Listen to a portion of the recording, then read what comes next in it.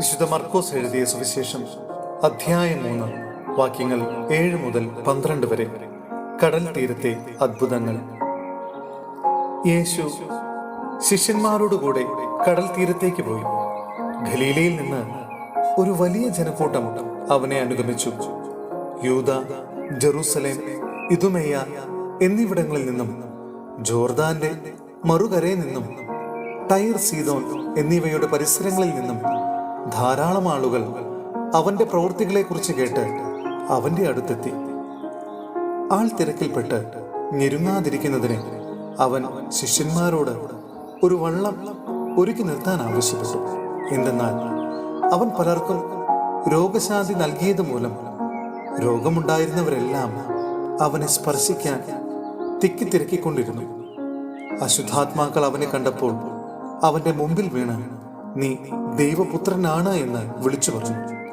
തന്നെ വെളിപ്പെടുത്തരുതെന്ന് അവൻ അവയ്ക്ക് കർശനമായ താക്കീത് നൽകി.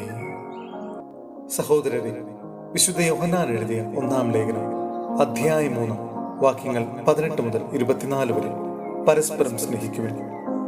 കുഞ്ഞുമക്കളെ, വാക്കിലും സംസാരത്തിലുമല്ല നാം സ്നേഹിക്കേണ്ടത്, പ്രവൃത്തിയിലും സത്യത്തിലുമാണ്. ഇതുമൂലം നമ്മൾ സത്യത്തിൽ നിന്നുള്ളവരാണെന്ന് നാം അറിയുന്നു. നമ്മുടെ ഹൃദയം നമ്മെ കുറ്റപ്പെടുത്തുന്നെങ്കിൽ തന്നെ ദൈവം നമ്മുടെ ഹൃദയത്തേക്കാൾ വലിയവനും എല്ലാം അറിയുന്നവരുമാകിയാൽ അവിടുത്തെ സന്നിധിയിൽ നാം സമാധാനം കണ്ടെത്തും.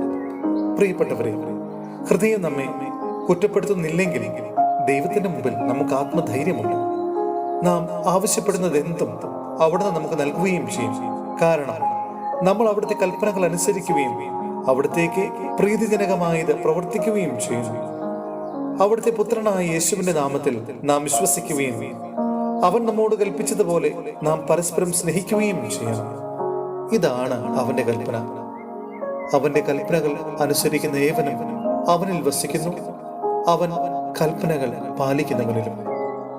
അവൻ നമുക്ക് നൽകിയിരിക്കുന്ന ആത്മാവ് മൂലം അവൻ നമ്മിൽ വസിക്കുന്നെന്ന് നാം അറിയുകയും ചെയ്യുന്നു.